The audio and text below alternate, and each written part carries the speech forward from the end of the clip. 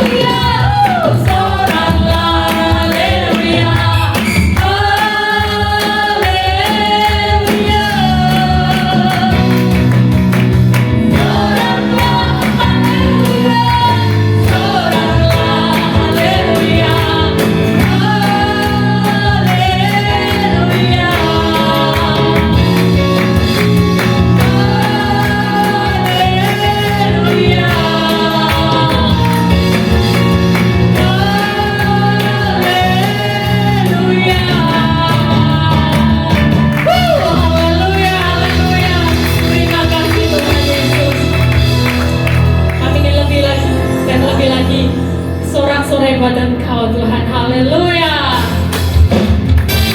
Hanya Engkau Raja di atas segala raja yang layak kami tinggikan Tuhan.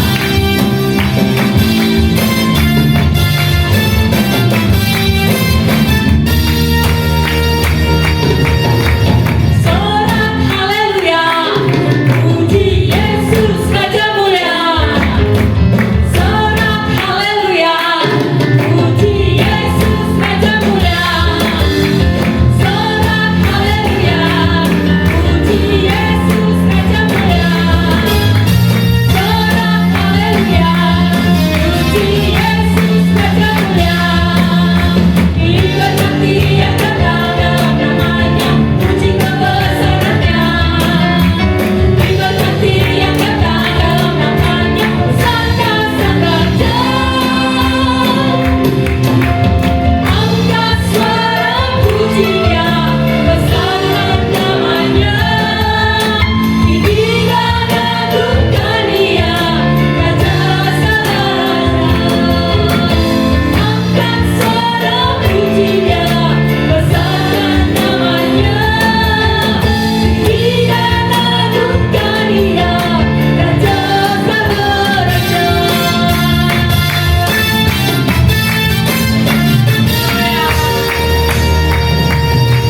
Sorak haleluya, puji Yesus Raja mulia.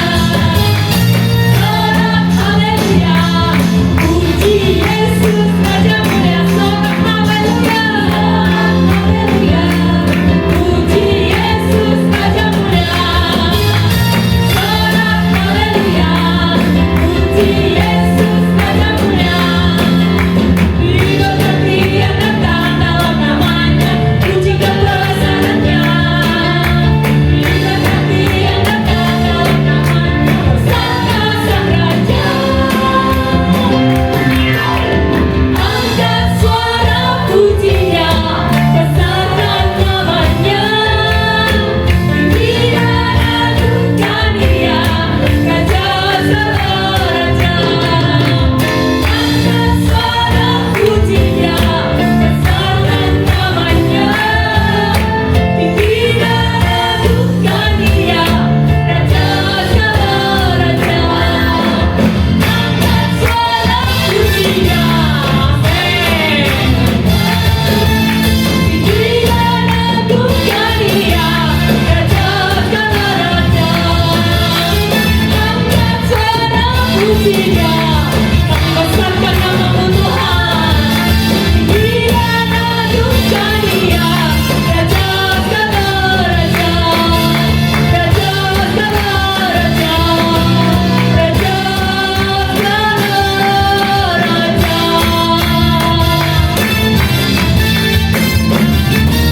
Haleluya, Engkau Raja di atas segala raja dalam hidup kami. Terpujilah nama-Mu. Silakan duduk Bapak Ibu Saudara. Haleluya. Biarlah hati kita selalu dipenuhi dengan ucapan syukur karena segala kebaikan Tuhan. Meskipun kadang doa kita tidak dijawab oleh Tuhan, tapi yang kita yakin, kita percaya waktu Tuhan adalah waktu yang terbaik di dalam setiap kehidupan kita. Dan biarlah pada pagi hari ini kita akan dipuaskan dengan firman Tuhan, ya dan amin dalam setiap kehidupan kita. Hanya Engkau Tuhan yang tahu dalam setiap kehidupan kami. Kami percayakan hidup kami hanya kepada-Mu Yesus. Haleluya. Kaulah yang memberikan terbaik dalam hidup kami. Selalu Tuhan menjawab doa, namun Dia beri yang terbaik di waktu yang tepat. Kami percaya Tuhan. Izinkanlah Tuhan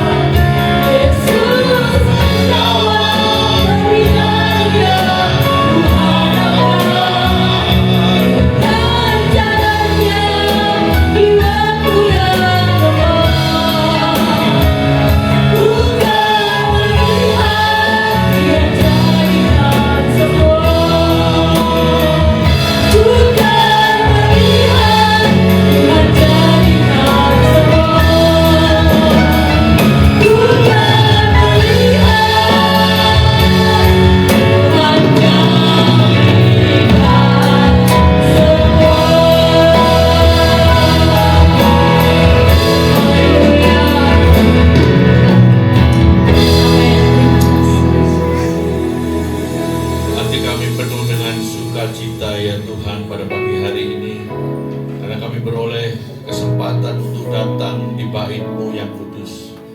Kami sudah memuji, memuliakan, menyembah-Mu, bersyukur atas semua kebaikan-Mu. Dan sekarang tiba saatnya Tuhan, biarlah Engkau bersabda kepada kami sendiri. Engkau sampaikan kebenaran dan isi hati-Mu kepada kami semua. Pakai hamba dengan segala kekurangan dan kelemahan untuk menjadi alat saluran bagi kebenaran firman. Dan kami yang hadir di tempat ini akan dimengertikan sendiri oleh Roh-Mu yang kudus. Terima kasih Tuhan, di atas dan di dalam nama Yesus Kristus Tuhan, kami siap mendengarkan kebenaran firman. Semua yang siap mendengarkan kebenaran firman Tuhan, mari sama-sama katakan amin. Amin. Silakan duduk, puji Tuhan. Shalom Bapak Ibu. Sukacita ada di tempat ini kembali. Terima kasih buat Pak Edi sebagai gembala yang sudah boleh mengundang saya. Bapak Ibu yang dikasihi Tuhan, 2 minggu yang lalu kita boleh memperingati apa namanya? Hari Pentakosta. Hari di mana diturunkannya Pentakosta untuk para murid yang berjumlah 120 orang ketika itu. Dan berita baiknya, kita tidak lagi menunggu untuk Roh Kudus itu turun. Kita tidak lagi menanti-nantikan. Ketika itu 120 murid, mungkin ini ya, ada yang masih sangsi. Apakah roh itu turun? Manifestasinya bagaimana? Cara kerjanya bagaimana? Implementasinya di dalam kehidupan. Semua makin bertanya-tanya. Tetapi puji Tuhan Bapak Ibu, kalau kita melihat hari ini, roh itu sudah dicurahkan dan sudah ada di dalam hidup kita semua. Kita adalah orang-orang yang paling beruntung, karena kita sudah boleh menikmati apa yang Tuhan sudah berikan kepada kita semua. Tinggal kita mau percaya, tinggal kita mau menerima, tinggal kita mau beriman bahwa itu terjadi di dalam hidup kita. Suatu anugerah yang luar biasa yang diberikan oleh Yesus. Peristiwa-peristiwa besar itu tidak bisa kita lewatkan demikian. Roh Kudus yang dicurahkan 2000 tahun lebih yang lalu. Roh Kudus itu pula yang memberikan kuasa dan kemampuan bagi kita semua di dalam memasuki hari-hari menjelang kedatangannya kali yang kedua. Oleh sebab itu renungan firman Tuhan pada pagi hari ini masih berbau-bau Pentakosta, tetapi saya beri judul, kita masih punya kuasa. Kita masih punya kekuatan di tengah zaman yang serba tidak menentu, di tengah keadaan yang makin menjepit. Kadang kita kekurangan hikmat, kadang kita kekurangan cara untuk menyelesaikan. Tetapi percayalah, Roh Kudus yang ada di dalam hidup kita, Roh itu pula yang akan memberitahukan kepada kita apa yang harus kita lakukan dengan tepat menurut kehendaknya. Nah, pagi hari ini Bapak Ibu ada 5 hal yang penting tentang Roh Kudus itu. Yang pertama dikatakan bahwa Yesus sendiri yang menyatakan kepada para muridnya. Mari kita baca di dalam Yohanes 14 ayat 16 sampai 18. Sebelum itu semua kita baca Yohanes 14 ayat 16 sampai 18, dikatakan begini. Ya, sebelumnya, mohon maaf. Aku akan meminta kepada Bapa, dan Ia akan memberikan kepadamu seorang penolong yang lain, supaya Ia menyertai kamu berapa lama? Selama-lamanya, yaitu Roh kebenaran. Dunia tidak dapat menerima Dia, sebab dunia tidak melihat Dia dan tidak mengenal Dia. Tetapi kamu akan mengenal Dia, sebab Ia menyertai kamu dan akan diam di dalam kamu. Aku tidak akan meninggalkan kamu sebagai yatim piatu. Aku akan datang kembali kepadamu. Nah, kita akan masuk di dalam bagian yang pertama tentang 5 hal yang penting dengan Roh Kudus itu. Yang pertama dikatakan bahwa Yesus sendiri yang mengatakan kepada muridnya Di dalam 16a, aku akan meminta kepada Bapa supaya ia akan memberikan kepadamu seorang penolong yang lain. Ketika Yesus yang menjanjikan, maka seharusnya kita sudah tidak usah ragu lagi apa yang pernah dijanjikan Yesus. Setuju, katakan amin. Kalau kita percaya akan janjinya Yesus, maka janji Yesus itu tidak bisa kita percayai sebagian dan sebagian tidak kita percayai atau kita ragukan. Kalau Yesus yang berjanji, dia pasti akan menggenapi sesuai dengan yang diperkatakannya. Kalau Yesus yang berbicara, maka kita tidak ada alasan untuk meragukan. Kita harus berkata ya dan amin untuk janji Tuhan itu. Bapak Ibu, apakah kita masih meragukan janjinya? Tetapi kenyataannya sering di dalam kehidupan kita sehari-hari. Oleh karena berbagai-bagai masalah keadaan, oleh berbagai masalah-masalah yang tidak kunjung selesai, kadang kita bukan tidak percaya ya, tetapi menjadi sedikit ragu. Kenapa kok Tuhan tidak menjawab? Kenapa kok Tuhan tidak merealisasikan janjinya? Saya katakan bukan Tuhan tidak menjawab, bukan Tuhan tidak merealisasikan janjinya, tetapi ketahuilah bahwa Dia pasti akan merealisasikan janjinya sesuai dengan waktunya.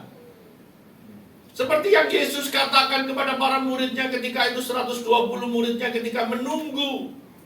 Maka Tuhan menepati janjinya 10 hari setelah kenaikannya Yesus ke surga. Di mana ketika itu para murid menjadi resah karena melihat sang guru Tuhan, sang master itu kembali ke surga. Di mana Yesus membuktikan bahwa dia pernah turun ke bumi, tetapi dia kembali ke surga karena Yesus itu memang asalnya dari surga. Tidak bisa diragukan lagi. Dan murid menjadi sedih karena mereka ditinggalkan oleh Tuhan ketika itu. Tetapi Allah yang kita sembah adalah Allah yang luar biasa. Sehingga tidak perlu kita mencari Tuhan di suatu tempat tertentu di bumi ini. Tidak perlu kita datang ke suatu tempat-tempat tertentu dalam ritual-ritual tertentu. Dia menjanjikan Roh Kudus.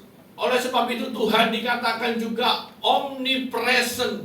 Artinya dia hadir di mana-mana, khususnya di dalam hidup dan hati kita. Oleh sebab itu Bapak Ibu, hal yang pertama yang harus kita sadari bahwa Yesus sendiri yang berjanji kepada kita.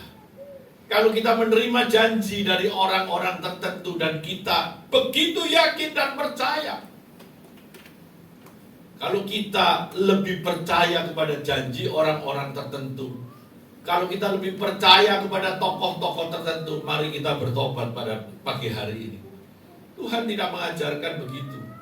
Tuhan hanya mengajarkan, percayalah kepadaku dan kamu akan diselamatkan. Oleh sebab itu Bapak Ibu, saya katakan Tuhan mempunyai cara untuk menolong tepat pada waktunya. Kebenaran kedua tentang Roh Kudus itu hal yang penting. Adanya kebenaran tentang Trinitas. Dikatakan bahwa Yesus mengatakan tentang dirinya sendiri, Bapa dan Roh Kudus. Pagi hari ini saya tidak berkata panjang lebar tentang Trinitas itu. Kita tahu bahwa mereka adalah masing-masing pribadi yang berbeda, tapi mereka sendiri adalah satu. Nanti Pak Edi sebagai gembala yang akan lebih detail menjelaskan bagaimana tentang Trinitas itu. Saya percaya untuk memahami Trinitas itu membutuhkan hati yang terbuka, hati yang mau menerima. Tapi kalau kita berangkat dari hati yang kurang mempercayai, maka kita tidak akan menerima kebenaran tentang Trinitas itu. Amin Bapak Ibu. Trinitas ini memang hal yang sulit kadang. Ada orang yang mengumpamakan bahwa matahari ada bentuknya, ada panasnya, ada sebagainya. Itu kadang ilustrasi-ilustrasi yang dikatakan kurang benar, betul ya Pak Edi? Dan itu menjadi menjadi bias di dalam kehidupan manusia yang percaya. Nah pagi hari ini Bapak Ibu, yang penting kita ketahui adanya kebenaran tentang Trinitas itu. Yang ketiga, Roh Kudus itu sebagai penolong. Jangan lupa, ketika Yesus kembali naik ke surga, Dia tidak meninggalkan kita yatim piatu. Dia tidak meninggalkan kita sebagai orang-orang terlantar. Tetapi Dia Allah yang bertanggung jawab. Ketika Yesus kembali ke surga, Dia mencurahkan rohnya sendiri yang dinamakan Roh Kudus. Sehingga di mana murid itu berada di seluruh dunia, roh itu akan menyertainya. Tuhan tahu bahwa manusia itu lemah dan perlu penolong. Maka Tuhan memberikan penolong itu. Kita tahu semua bahwa penolong itu dalam bahasa Yunani-nya disebut dengan parakletos atau pembela. Tetapi ada satu bahasa Latin yang menurut saya juga lebih bagus artinya. Bahasa Latin daripada penolong yaitu advocatus. Tolong tampilkan.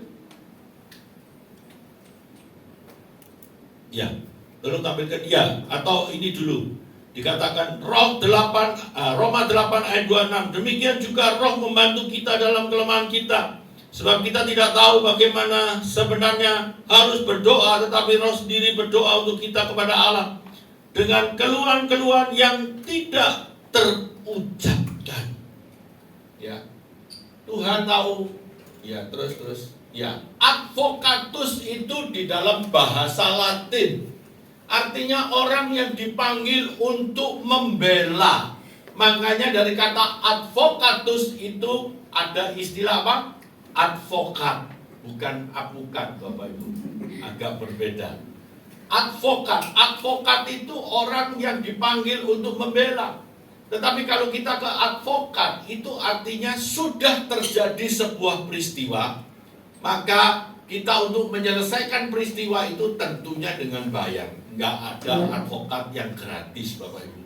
Kalau gratis itu nanti kerjanya kerja bakti, suka-sukanya, boleh menang, boleh kalah. Kalau mau kerja keras advokatnya, maka advokat itu harus ada fee-nya, harus ada bayarannya. Nah, Roh Kudus itu di dalam bahasa Latinnya disebutkan advocatus, artinya membela. Di dalam pengertian yang lebih dalam, dia itu bukan hanya sekedar membela, tapi dia dikatakan memberitahukan hal-hal yang belum terjadi, memberikan warning, memberikan peringatan-peringatan akan apa yang terjadi dan apa yang harus kita antisipasi di dalam kehidupan kita semua. Oleh sebab itu, kalau kita merasa ada Roh Kudus, kalau kita sudah yakin ada Roh Kudus di dalam hidup kita, maka roh penolong itu, sang advocatus itu, dialah yang akan bertindak di dalam hidup kita melebihi dari naluri kita sendiri. Setuju, katakan amin, Bapak Ibu. Orang yang dipenuhi dengan Roh Kudus, maka manifestasi hidupnya, Kristus yang ada di dalam hidupnya itu bukan lagi kemauannya sendiri. Kalau kita bertindak, tentunya kita bertindak tidak gegabah. Kita meminta pertolongan Roh itu untuk memberitahukan jalan-jalannya. Orang yang dipenuhi Roh Kudus di dalam tindakannya masing-masing tentu sangat berhati-hati, tidak ngawur, tidak serupa dengan dunia. Bapak Ibu, pentingnya Roh Kudus itu sebagai penolong atau pembela. Saya berikan sebuah kesaksian, Bapak Ibu. Ini kisah di tahun yang lalu, awal-awal tahun. Istri saya ini ya pasti penuh dengan Roh Kudus. Ketika ada feeling di dalam hidupnya, itu bukan feeling dari perasaan artinya dari orang hati nurani, hati kecil dan sebagainya. Tetapi saya percaya itu Roh Kudus yang ada di dalam hidupnya. Jadi saya ini mengalami menjalani screening pemeriksaan kesehatan, termasuk adalah pemeriksaan jantung. Saya cukup rajin olahraga belakangan ini, jalan kaki, tetapi masih kalah banter sama Pak Edi, jadi ya mesti belajar lagi.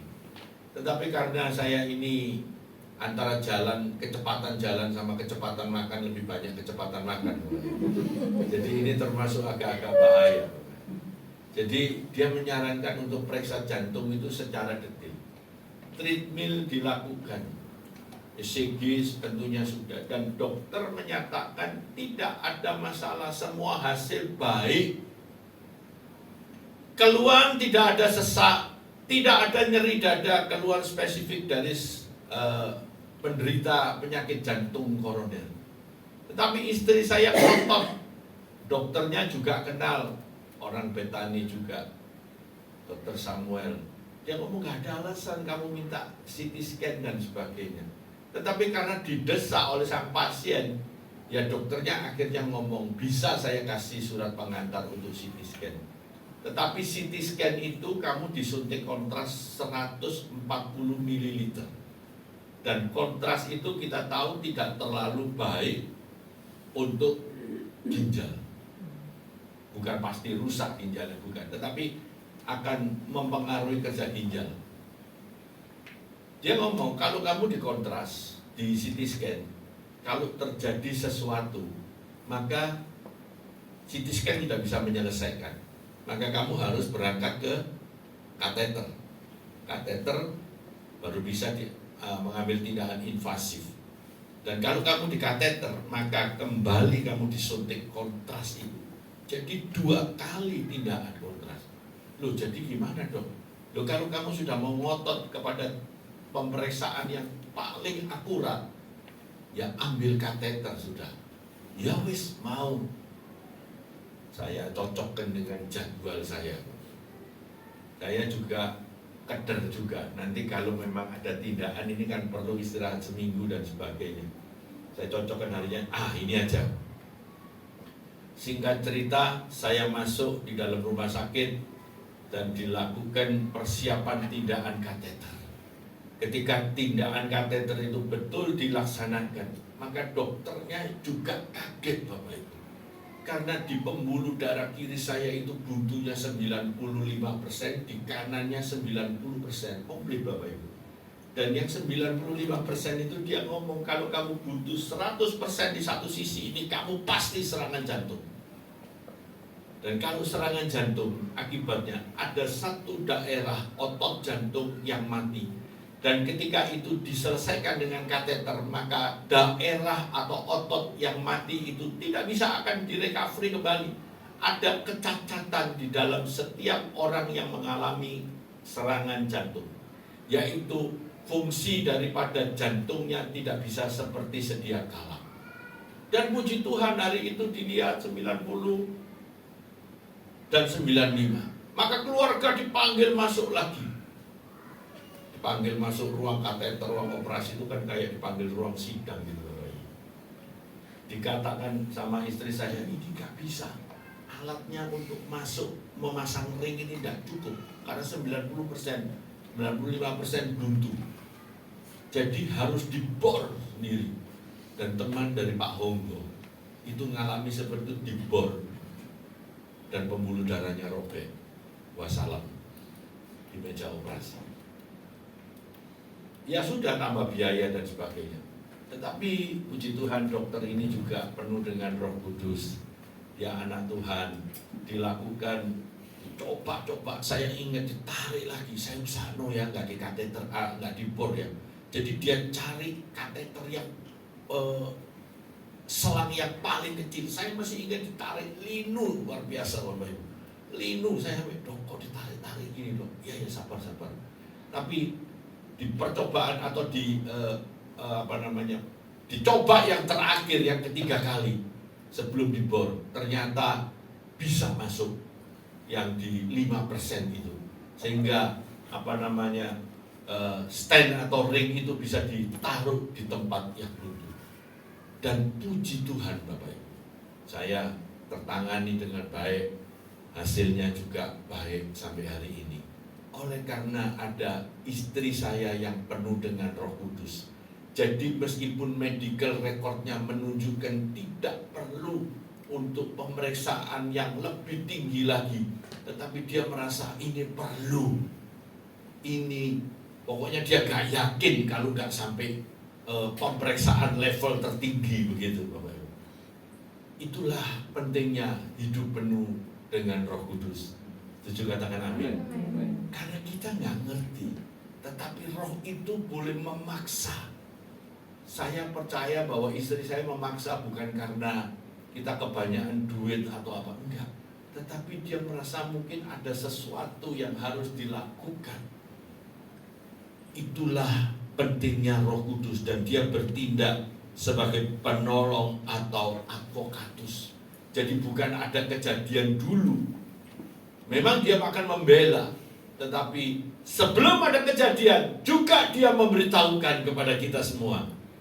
Jadi kalau di dalam kehidupan kita sehari-hari ada sesuatu yang diberitakan oleh Roh Kudus, hendaklah kita nurut, hendaklah kita tunduk kepada suara Roh itu. Setuju katakan amin. Bapak Ibu, yang keempat, bahwa Roh Kudus itu sebagai roh kebenaran, roh yang berbicara atau menjelaskan tentang firman Tuhan. Lanjut. Ya. Dia tahu bahwa apa yang kita lakukan, karena Roh Kudus ada di dalam hidup kita, sama dengan sifat Tuhan yang maha hadir. Jadi kita harus jangan berbuat dosa. Kita harus hidup di dalam kekudusan.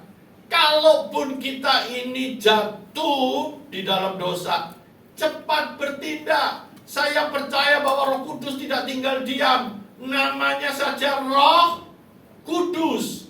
Maka dia tidak bisa menerima yang tidak kudus di dalam hidup kita. Setuju katakan amin. Tidak bisa homogen. Kalau Bapak Ibu mohon maaf, ini ilustrasinya nggak tahu tepat, nggak tahu nggak menurut Pak Gembala. Kalau bahan bakar mobil diesel itu adalah solar. Kalau tercampur dengan air, dia ada water trap sedimen sebelum filter solar, dan itu akan memberikan signal. Maka ada lampu di dashboard memberitahukan bahwa ada kandungan air yang ada di dalam tangki bahan bakarmu. Apa yang terjadi kalau kita terabas terus? Ya mobilnya jalan, tapi mobilnya sebentar lagi rusak. Tetapi ketika kita, oh ini ada air, di tempat sebelum filter itu kita dikeluarkan airnya, maka mobil itu akan selamat dan lancar. Roh Kudus dengan dosa tidak pernah akan bisa homogen, tidak pernah akan bisa sama. Dia selalu memberikan ketidaknyamanan ketika kita tidak hidup di dalam kebenaran firman Tuhan. Bapak Ibu, ini pentingnya roh kebenaran juga mengartikan firman Tuhan. Orang Kristen tidak bisa hidup tanpa membaca firman Tuhan. Setuju katakan amin. Anda datang ibadah seperti hari ini adalah baik sekali. Anda datang di doa malam baik sekali. Anda datang di FA Senin baik sekali.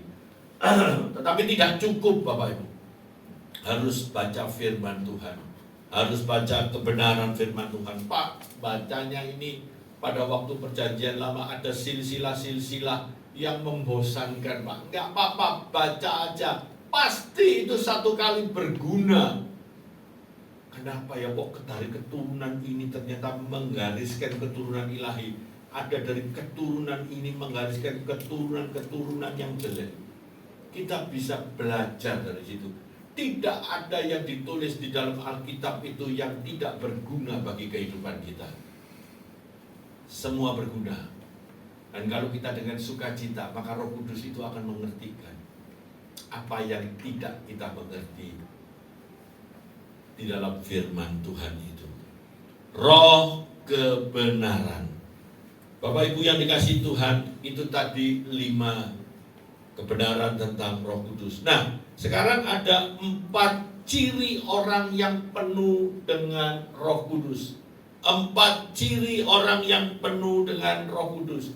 Yang pertama dikatakan bahwa hidupnya pasti berbuah. Setuju katakan amin? Orang menafsirkan orang penuh dengan Roh Kudus itu kalau di gereja dia bisa berbahasa roh. Saya tidak anti dengan itu. Saya orang karismatik. Saya sangat percaya dengan yang disebut glosolalia, bahasa lidah itu. Tetapi menurut saya itu bukan patokan utama dan pertama untuk orang penuh dengan Roh Kudus. Menurut saya, kalau orang itu hidupnya berbuah di tengah masyarakat. Setuju, katakan amin. Bapak Ibu, kita nggak bisa ngomong aku penuh dengan Roh Kudus. Biar orang lain yang menilai. Kalau kita ini baik, kalau kita ini sebagai anak Allah, sebagai duta Kristus, itu biar orang lain. Hidupnya harus berbuah. Di mana kita berada, di mana Tuhan izinkan kita ditempatkan, hidup kita harus menjadi buah. Hidup kita bisa dinikmati oleh orang lain. Jadi bukan orang yang bahasa rohnya sampai tingkat langit ketujuh begitu Bapak Ibu ya. Nanti mau doa makan bahasa roh, mau apa bahasa roh gitu. Jangan dibikin seperti hafalan. Sekali lagi saya bukan anti bahasa roh. Saya percaya dan saya yakin ada itu yang disebut dengan glosolalia. Speak in tongues, berbahasa lidah. Tetapi saya mau katakan, sekalipun mungkin orang itu tidak berbahasa roh, tapi kalau hidupnya seperti Kristus yang Paulus katakan, maka saya percaya orang itu hidupnya penuh dengan Roh Kudus. Dan saya percaya yang hadir pagi hari ini, hidupnya sudah berbuah, hidupnya sudah seperti Kristus. Maka saya percaya ada aliran-aliran hidup, ada buah-buah yang manis yang bisa dinikmati oleh orang-orang yang ada di sekitar kita. Kalau kita hidup tidak bisa dinikmati, apa artinya kita disebut anak-anak Tuhan? Apa artinya kita disebut jemaat gereja A, gereja B, gereja C? Tidak ada kebanggaannya. Biarlah kita bangga kalau kita disebut anak Tuhan yang sejati. Bukan dengan kepentingan kita, bukan dengan popularitas kita, bukan karena kata-kata kita, tetapi di dalam kehidupan sehari-hari. Ada orang susah kita menolong, ada orang perlu kita menolong, ada orang di dalam masalah kita ada di situ untuk menyelesaikan masalah. Yang sering ini ada orang Kristen, ada masuk di dalam kumpulan masalah, masalahnya tambah ruwet, bukan tambah selesai. Hidupnya tidak berbuah, atau kalau berbuah, buahnya kecut. Ya, saya percaya kita semua hidupnya berbuah. Yang kedua Bapak Ibu, kita tidak mudah menyerah. Kisah Para Rasul pertama ayat yang ke-8. Tidak mudah menyerah. Kisah Para Rasul pertama ayat 8. Tetapi kamu akan menerima kuasa kalau Roh Kudus turun ke atas kamu, dan kamu akan menjadi saksiku di Yerusalem dan di seluruh Yudea dan Samaria dan sampai ke ujung bumi. Dikatakan tetapi kamu akan menerima kuasa. Dan kita bukan akan menerima kuasa, tetapi kita sudah menerima kuasa. Setuju, katakan amin. Kita sudah penuh dengan kuasa. Seperti judul renungan firman Tuhan pada pagi hari ini, kita masih punya kuasa. Oleh sebab itu kalau kita punya kuasa Bapak Ibu, kita tidak mudah menyerah. Mungkin Tuhan, aku sudah gak punya apa-apa, aku hampir menyerah, modal aku gak punya, kekuatan fisik lemah. Tetapi jangan lupa, selama kita diizinkan hidup di bumi ini, Tuhan memperlengkapi kita dengan kuasa. Apapun kelemahan tubuh kita, apapun kekurangan kita, Tuhan bisa melengkapi dengan kuasa dari Yang Maha Tinggi. Kita tidak boleh menyerah. Yang ketiga Bapak Ibu, ciri orang yang penuh dengan Roh Kudus, ingin bersaksi selalu selagi ada kesempatan. Jangan dibilang gini, Pak, kesempatannya memang nggak pernah ada Pak, jadi saya nggak bersaksi. Itu jawaban orang malas Bapak Ibu. Kesempatan selalu ada. Pengertian, ada guru, ada nabi, ada rasul, ada penginjil. Itu bukan dikelompokkan, oh ini bagian penginjil, yang lain nggak penginjil. Enggak, jangan lupa. Pergilah, jadikanlah semua bangsa muridku. Itu perintah bukan kepada sebagian orang, tetapi kepada semua murid Yesus. Dan pagi hari ini saya dan saudara disebut juga murid Yesus. Karena kita disebut murid Yesus, maka kita wajib untuk melakukan hal itu, yaitu mengabarkan Injil. Kesempatan selalu Tuhan berikan kepada kita. Kesempatan selalu ada di dalam hidup kita. Dan Roh Kudus pasti memberitahukan. Balik lagi ke cerita istri saya, Bapak Ibu. Istri saya ini orang yang lebih berani dari saya, Bapak Ibu, terus terang. Satu kali di dalam acara reuni SMA, ya, reuninya ini fair, Bapak Ibu, supaya tidak terjadi yang namanya CLBK lagi dan sebagainya, Bapak Ibu. Maka pasangannya diajak, Bapak Ibu, diajak, dan kebetulan reuninya itu melewati hari Minggu. Saya aturkan jadwal, kebetulan sama dengan saya lagi melayani di GBI Gajah Mada Semarang, Pendeta Nathan. Yang agama Nasrani saya ajak, ayo ibadah, mau dia. Tetapi istri saya penuh dengan Roh Kudus, jiwa bersaksi tentang Kristus itu ada. Dia ajak satu teman saya, teman baik, sama istri saya baik semua. Dia ajak ke gereja. Saya ngomong, ojo wis. Itu benar. Dia ajak, Bapak Ibu. Ternyata mau loh, Bapak Ibu. Mau. Ganti saya yang kaget, Bapak Ibu. Padahal enggak usah kaget. Puasa itu menyertai orang percaya, kan begitu ya. Tapi saya kaget. Dia ikut itu enggak hanya ngintip gitu. Mulai dari ibadah belum mulai ujian, dia melok tepuk-tepuk tangan, Bapak Ibu.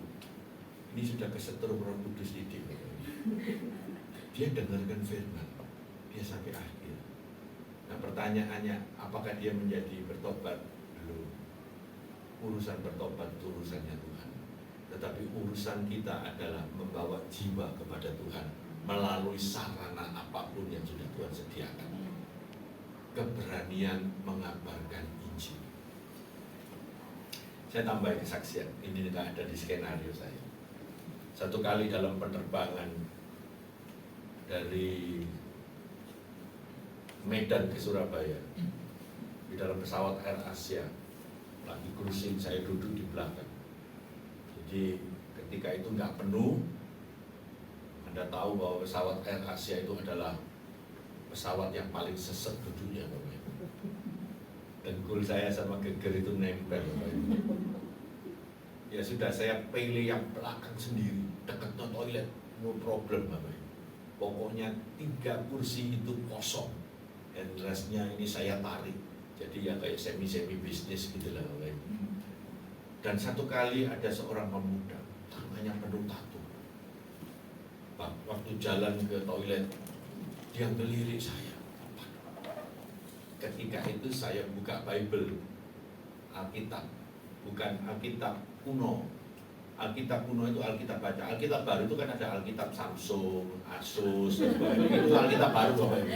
Jadi elektronik Anda buka apa orang nggak tahu ini. Yang dibuka ini Alkitab atau bacaan apa nggak tahu. Tetapi saya buka Bible itu, Alkitab.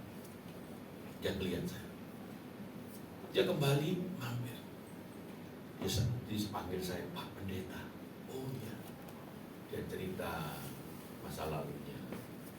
Dia dulu itu anak Tuhan, tapi dia terhilang dan sebagainya. Saya tanya, Bapak kok tahu saya pendeta? Karena Bapak baca Alkitab. Padahal baca Alkitab itu bukan tugas pendeta saja, Bapak Ibu ya. Tapi bagi dia, Alkitab itu menyentuh hatinya dengan tidak diduga. Terus dia cerita tentang masa lalu. Ternyata dia itu pengurusnya youth di kota Medan. Tapi dia terhilang oleh karena pergaulan yang buruk. Makanya pergaulan buruk itu merusak apa? Kebiasaan yang baik. Ini benar, Bapak Ibu. Dia terhilang. Terus dia bicara dengan saya doakan. Dia ngomong, saya kembali kepada Tuhan. Di ketinggian 35.000 kaki, ada jiwa yang kembali bertobat. Saya ini malu Pak, kalau ke gereja saya yang lama. Oh nggak apa-apa, kalau Bapak merasa nggak nyaman, nanti saya kenalkan ada gereja yang pasti Bapak mau tampung. Oh iya Pak. Sehingga cerita pesawat menurun dan lain-lain. Saya bersyukur Bapak, Tuhan bisa memakai segala cara. Saya nggak menginjil, saya hanya baca Alkitab. Jadi kalau di tempat-tempat umum menunggu agak lama gitu, nggak ada salahnya kita buka Alkitab. Itu katakan amin. Orang bisa tertarik gitu Bapak Ibu. Selagi ada kesempatan. Saya bukan ngomong yang enggak. Anda naik tangga pesawat Alkitab, Anda buka, wah orang edan ini Bapak Ibu. Kita ngapain 2,5 jam Bapak Ibu dari Medan, 2 jam lebih. Ya ngapa-ngapain. Ya saya buka Alkitab aja. Saya baca. Itulah kekuatan Injil dan Roh Kudus yang ada di dalam hidup kita. Ingin bersaksi selagi ada kesempatan. Yang keempat atau yang terakhir, tidak minder meski kita minoritas, tetapi juga jangan sombong. Dikatakan di dalam ayat yang ke-18, aku tidak akan meninggalkan kamu sebagai yatim piatu, dan aku akan datang kembali kepada kamu. 1 Yohanes 4 ayat ke-4. Kamu berasal dari Allah anak-anakku, dan kamu telah mengalahkan nabi-nabi palsu itu. Sebab roh yang ada di dalam kamu lebih besar daripada segala roh yang ada di dalam dunia ini. Hari ini Bapak Ibu, kita mungkin disebut dengan minoritas, yang artinya orang-orang kumpulan kecil. Tetapi memang benar kebenaran sedikit yang dipilih. Tetapi jangan minder. Kita mungkin sudah tidak mempunyai apa-apa lagi, tetapi kita bersyukur. Secara jasmani, secara material, kita mungkin kurang atau tidak mempunyai, tetapi kita masih mempunyai Roh Kudus di dalam hidup kita. Roh itu pula yang membuat kita masih punya kuasa. Setuju katakan amin. Orang dunia berkata, kamu boleh tidak mempunyai apa-apa, tapi kamu harus punya semangat. Itu gak salah. Tetapi saya katakan lebih benar lagi kalau kita anak Tuhan, kita masih punya Roh Kudus. Karena kita punya Roh Kudus, Tuhan akan membukakan jalan, Tuhan akan memberikan hikmat, Tuhan akan membukakan terobosan, Tuhan akan memberikan pemulihan di dalam hidup kita. Selama ku menyembahmu, ku percaya apa? Pada mujizat pasti terjadi. Imani itu Bapak Ibu. Selama aku menyembah. Dan bagaimana kalau kita bisa menyembah selain daripada roh yang ada di dalam hidup kita itu? Jadi kalau kita bisa menyembah, kita bisa datang kepada Tuhan. Artinya roh yang ada di dalam hidup kita itu, roh itu pula yang mengajak kita untuk datang menyembah. Hari ini saya katakan, jangan menyerah, jangan putus asa, karena itu yang dikehendaki oleh si iblis. Tapi kalau kita tetap semangat, dalam suka, dalam duka, ku kan tersenyum. Orang Kristen jangan sampai bisa dibedakan. Ini lagi gak duit-duit, ini lagi lumayan, ini lagi yang kayak duit. Setuju katakan amin. Orang Kristen harus bisa dilihat. Kalau lagi ono duit gak ya, kok nguyu terus ya? Saya percaya Tuhan tidak meninggalkan kita sebagai yatim piatu. Saya ini yatim piatu. Papa mama saya tidak ada sudah. Tapi saya bersyukur ada orang-orang yang mencintai saya di sekeliling saya, di keluarga saya. Dan yang terlebih ada Roh Kudus dalam hidup kita. Ketika saya merasa nggak mampu, ketika saya mengalami jalan buntu, dalam usaha saya, di dalam pekerjaan saya. Hari-hari ini hari-hari penuh perjuangan Bapak Ibu. Tetapi saya mau berkata, di dalam segala keadaan, aku mau berkata, Tuhan Yesus baik. Amin. Tuhan memberkati. Mari kita bangkit berdiri. Haleluya, haleluya. Kita pujikan pujian, urapilah kami dengan minyak baru. Mari kita maju ke depan.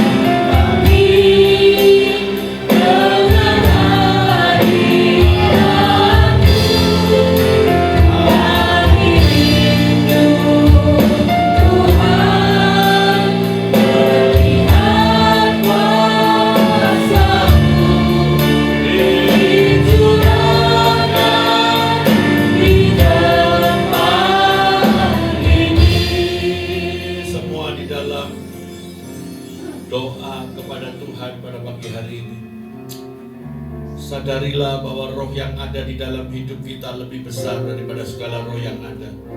Masalah apapun yang kita hadapi, masalah apapun yang sedang kita lalui, Dia pasti akan memberikan jalan keluar. Dia pasti akan membuat kita tetap berbuah dan buah kita bisa dinikmati oleh orang-orang di sekitar kita. Jangan minder, jangan putus asa, jangan menyerah. Tetap ada jalan keluar. Karena Roh Kudus itu roh kebenaran, roh penolong, dan roh yang memberikan hikmat. Dia adalah advokatus. Dia bukan hanya membela, tetapi dia akan memberitahukan jalan-jalan yang harus kita lewati. Kalaupun kita diizinkan untuk melewati lembah-lembah kekelaman, percayalah Bapak Ibu, kita tidak akan dibiarkan. Tujuan Tuhan bukan untuk kita dibinasakan, tetapi kita dibuat menjadi jiwa-jiwa yang besar. Melalui hal-hal yang sulit, kita diperlihatkan bahwa kuasanya nyata, mujizatnya masih terjadi, pertolongannya masih ada. Haleluya. Mari kita yang percaya, kita pujikan pujian ini sambil kita mengangkat tangan, katakan, urapilah kami dengan Dia. Haleluya. Penuhilah kami dengan hadirat-Mu. Kami rindu Tuhan.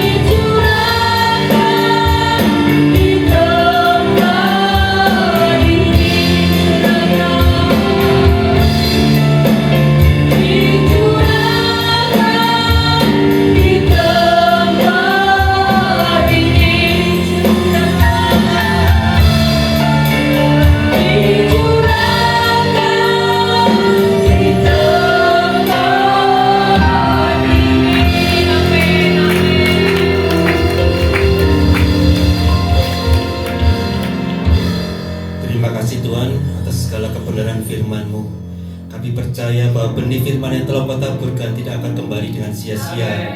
Benih itu akan berakar, bertumbuh dan berbuah, sehingga kami betul-betul menjadi pelaku firman-Mu yang sejati.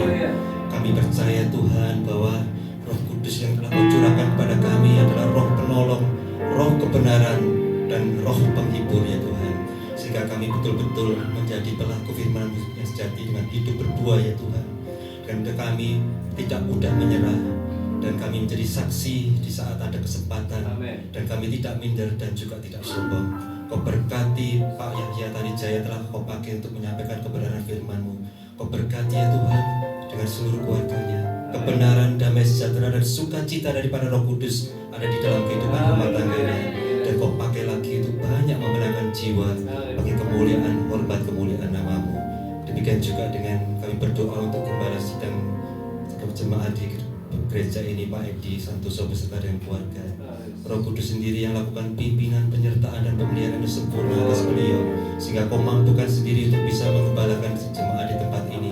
Kau berkati istri dan anak-anaknya Tuhan. Dan kami percaya Tuhan kau berkati dan kami bisa pulang dengan ibadah ini dengan penuh hati yang sukacita. Di dalam nama Tuhan Yesus kami berdoa dan ucap syukur. Haleluya. Amin.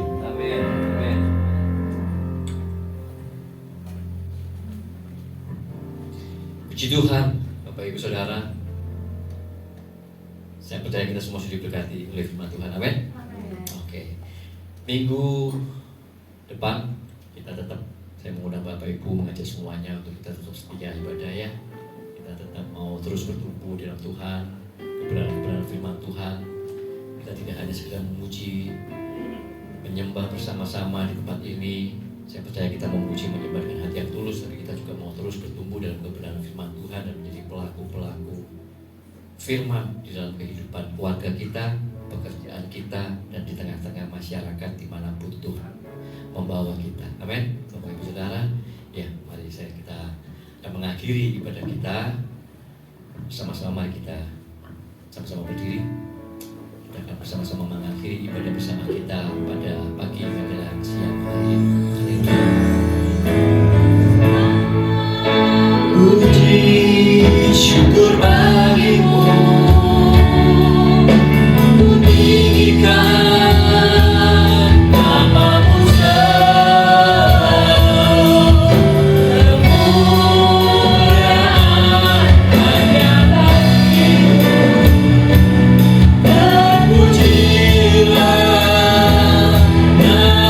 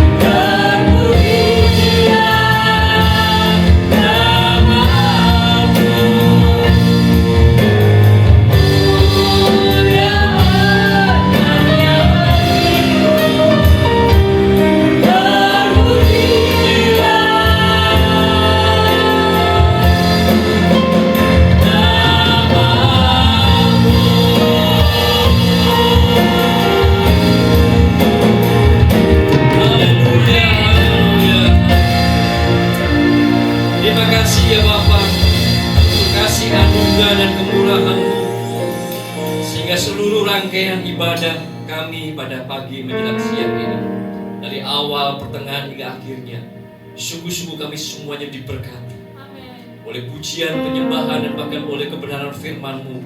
Kami semuanya sudah diperlengkapi, sehingga kalau sebentar lagi kami pulang ke rumah kami masing-masing, kami kembali mengerjakan seluruh aktivitas pekerjaan kami. Kami percaya, kami datang mungkin dengan beban persoalan dan masalah, tapi kami pulang dengan sukacita, damai sejahtera yang daripada Engkau.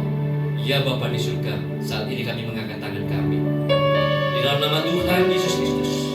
Engkau adalah Bapa yang baik. Oleh karena itu ya Bapa, ketika kami mengangkat tangan kami. Biarlah kiranya turun atas kami semuanya rahmat, anugerah, kemurahan, dan berkat-berkat yang dari Bapa di surga itu turun atas keluarga kami, atas kehidupan kami, atas pekerjaan kami, dan apapun yang kami sedang lakukan dan kerjakan. Kami percaya di dalam nama Tuhan Yesus Kristus, kami senantiasa diberkati oleh Bapa di surga. Cinta kasih Tuhan kami Yesus Kristus dan persekutuan Roh Kudus, itulah yang menopang, menguatkan, meneguhkan, dan menuntun kami dalam hari-hari yang kami jalani, sehingga kami semua dari mulai sejak siang hari ini bahkan sampai selama-lamanya, kami adalah orang-orang percaya, anak-anak Bapa yang disertai dan diberkati oleh Bapa di surga. Dalam nama Tuhan Yesus Kristus, kita semua yang sudah diberkati oleh Bapa,